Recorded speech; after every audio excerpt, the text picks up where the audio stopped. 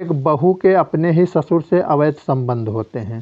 ससुर से संबंध बनाने के लिए बहू उससे पैसे भी लेती थी। इसी बीच उसे कोई और मिल जाता है जिसके प्यार में फंस जाती है।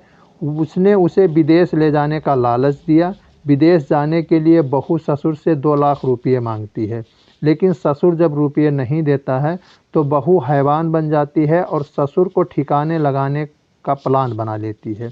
हैवान बनी बहू ससुर के प्राइवेट पार्ट काट देती है, उसके सिर पर भी वार करके उसे मार देती है, जिसके कई दिनों बाद घर में बने प्राइवेट रूम से बुजुर्ग की लाश मिलती है। तो क्या है इस पूरे खूनी खेल की सच्चाई? आइए वीडियो के माध्यम से जानने की कोशिश करते हैं। घटना खड़े जिले की रंगीन मिजाजी स्वभाव के कारण ससुर की कातिल बनी बहू को पुलिस ने गिरफ्तार कर लिया है। उसने अपना गुनाह भी कबूल कर लिया है। मामला तब सामने आया जब घर वालों को घर के 75 वर्षीय बुजुर्ग 3 दिन से दिखाई नहीं दिए, तो उनके बड़े बेटे ने तलाश शुरू की। तमाम कोशिश की, कहीं भी नहीं मिले। बात जब पुलिस तक पहुंची तो किसी अनहोनी की आशंका से छानबीन के दौरान बहू के रिश्ते का पता चला। पुलिस ने बेटों के घर की तलाशी ली तो बुजुर्ग का शव घर में ही नग्न हालत में छत बिछत हालत में मिल जाता है।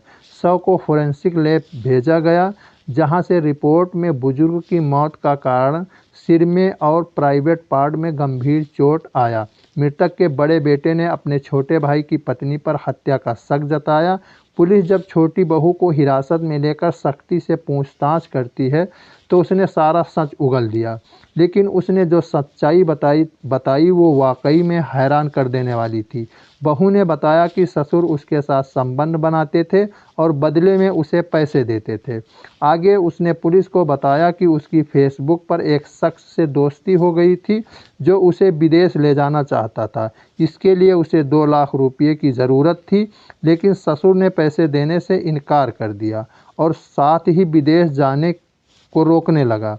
इसलिए उसे रास्ते से हटाना ही ठीक समझा और शुरू में पैसे तो देता था। जब से विदेश जाने की बात हुई तब से संबंध तो बनाता था, लेकिन पैसे मांगने पर गालियां देता था।